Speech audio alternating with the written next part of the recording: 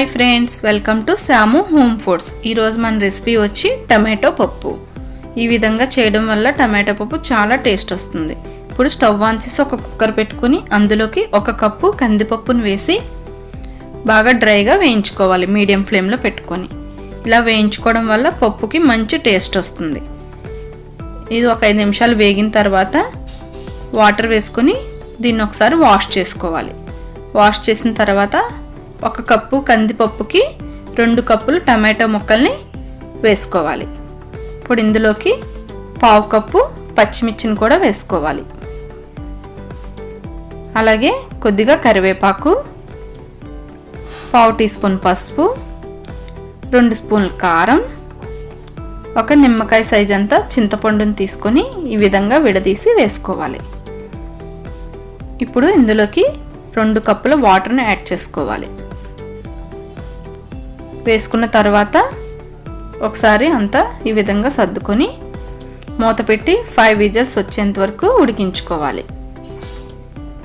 ఆవిరంతా పోయిన తర్వాత మూత తీసి చూసుకొని ఈ విధంగా ఉడికిన తర్వాత దీన్ని పప్పు గుత్తితో సాల్ట్ వేసి రుచికి సరిపడా పప్పు గుత్తితో ఈ విధంగా స్మాష్ చేసుకోవాలి.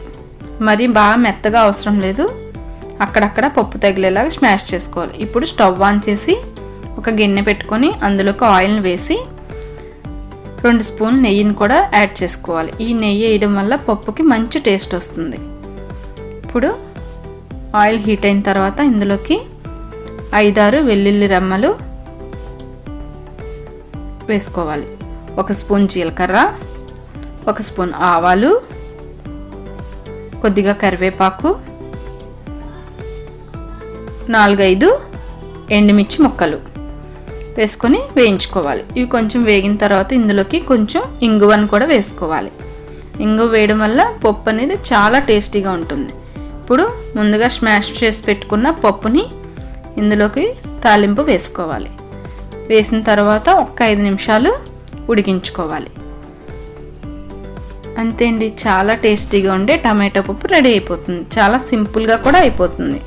ఒకసారి మీరు కూడా ఈ విధంగా చేసి చూడండి. మనం పప్పు వేయించి చేయడం వల్ల పప్పు అనేది మంచి టేస్ట్ వస్తుంది. ఈ వీడియో మీకు నచ్చినట్లయితే లైక్ చేయండి, షేర్ చేయండి, సబ్స్క్రైబ్ చేసుకోండి మరియు పక్కనే ఉన్న బెల్ ఐకాన్ని క్లిక్ చేయండి. Thanks for watching.